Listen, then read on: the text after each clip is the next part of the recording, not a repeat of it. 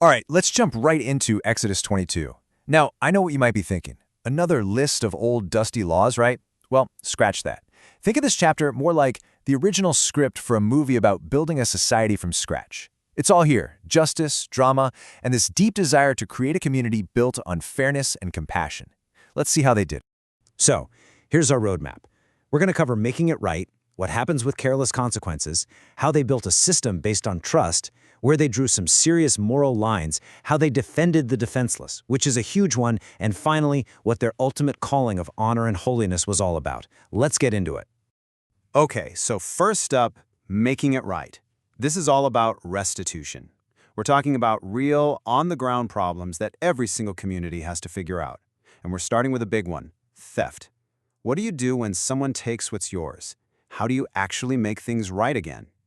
Let's start with verse 1. This deals with theft when the animal is already gone. It's been sold or slaughtered, so you can't just get it back.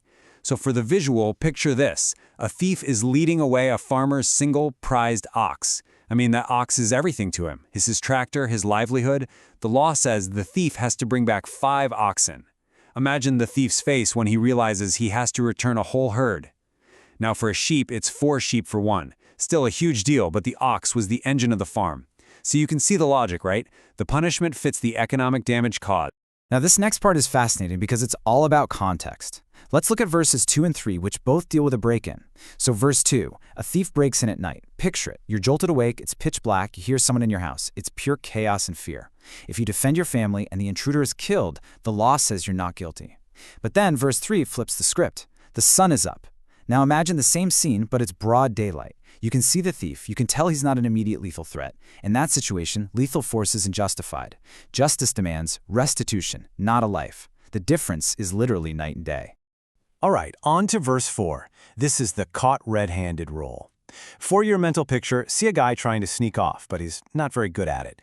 The owner comes running out and catches him with the stolen sheep, and the sheep is literally bleeding in his arms. Busted. Because the owner gets his animal back right then and there, the penalty is less severe than in verse 1. But you don't just get a slap on the wrist. You have to give the sheep back, and then you have to give him another one just like it. Restored double. Okay, let's shift gears a bit. This next section deals with what happens when you mess up, but you didn't mean to. We're talking about careless consequences.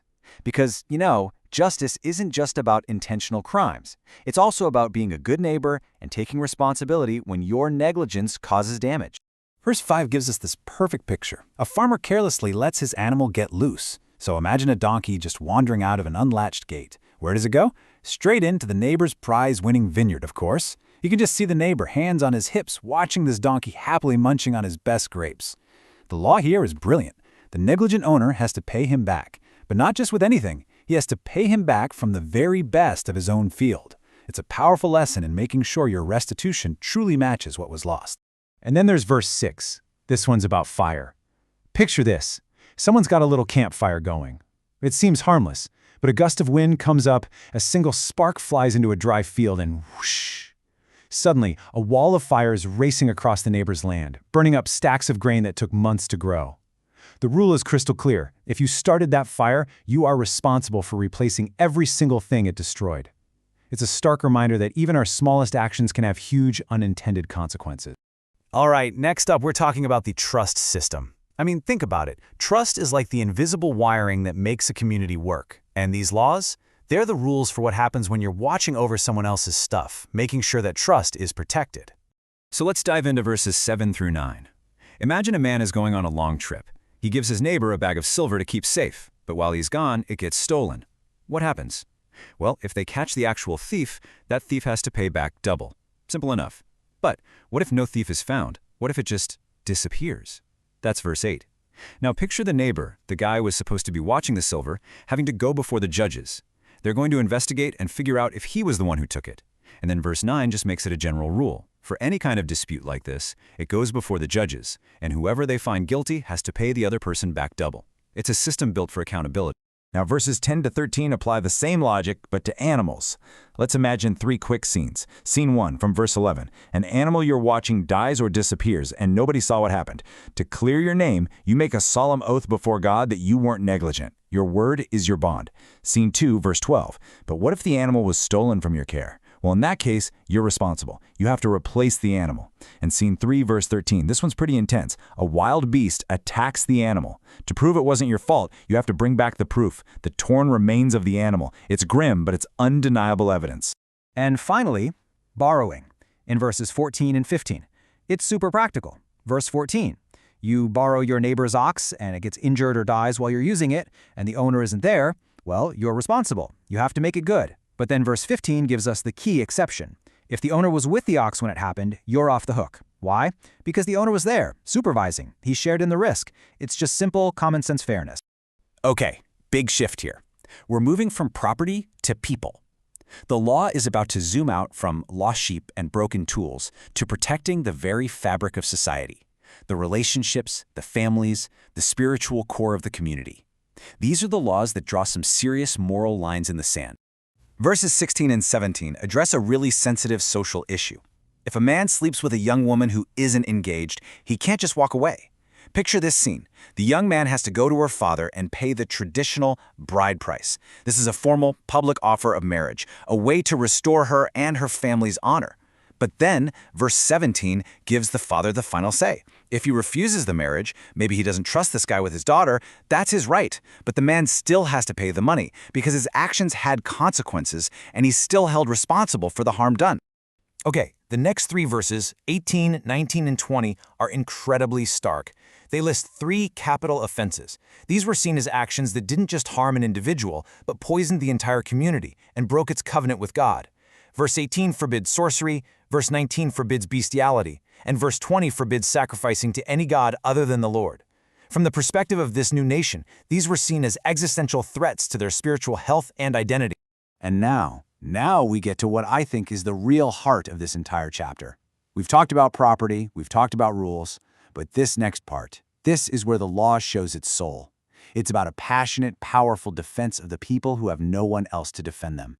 It kicks off with verse 21, and this one hits hard. You shall neither mistreat a stranger nor oppress him. And then it gives the reason, and this is everything. For you were strangers in the land of Egypt. Can you feel that? God is saying, remember how that felt. Remember being the outsider, the one with no power. Don't you dare do that to someone else. That painful history isn't just a sad story, it's the engine for empathy. Then comes verse 22. It is so simple, so direct, there is no wiggle room. You shall not afflict any widow or fatherless child. Just picture that, a woman who's lost her husband, a child who's lost their father. In that ancient world, they had lost their provider, their protector, their social standing. They were utterly vulnerable. This law basically draws a divine circle of protection around them. So, what happens if someone is cruel or foolish enough to cross that line? What are the consequences for hurting the most helpless people in society? Verse 23 delivers the answer, and it should send a shiver down your spine. God says, if they cry at all to me, I will surely hear their cry. Think about that. Their cry doesn't have to go through a committee. It's a direct line to the highest court in the universe, and God will hear it. And God's response in verse 24 is swift and devastatingly just. The person who oppresses them will have their own life cut short, making their own wife a widow and their own children fatherless. It's a perfect, tragic mirror of their crime. This passion for justice flows right into economics. Verse 25 says you can't charge interest to your own poor. And then verses 26 and 27, this is so powerful. If you take a poor man's cloak as a pledge, you have to give it back to him by nightfall. Just see a man shivering as the sun goes down, and then the relief on his face as someone returns his only blanket. This isn't just about money, it's about preserving a person's basic dignity. Okay, here we are at the final section. So we've seen all these individual laws about theft, negligence, morality, compassion, but they aren't just a random collection of rules. They're all building blocks, constructing something bigger, a vision for who this community is supposed to be. It starts with honor and respect in verse 28. Don't speak evil of God, and don't curse the leaders of your people. It's about a foundational respect for authority. Then, verses 29 and 30 are all about prompt gratitude. Don't delay in giving your offerings. Picture a farmer at the very start of the harvest. He takes the first and best part of his crop and offers it to God immediately. It's a way of saying, I know where this comes from and I'm thankful. And all of this, every single law we've talked about, leads to this one final, powerful statement in verse 31, and you shall be holy men to me. This is the whole point. The goal isn't just to follow a rule book. The goal is for them to be a holy people. And what does that mean? It means being set apart. To be a community so radically different in its justice and compassion that it acts like a mirror, reflecting the character of God to the rest of the world. So there you have it. From paying back 5 oxen for one, all the way to returning a poor man's only blanket before dark, Exodus 22 really is this incredible blueprint for a just community. And it leaves me with a question for you to think about. After walking through this ancient plan, what single principle, if we really took it to heart today, do you think would most radically change our own communities for the better?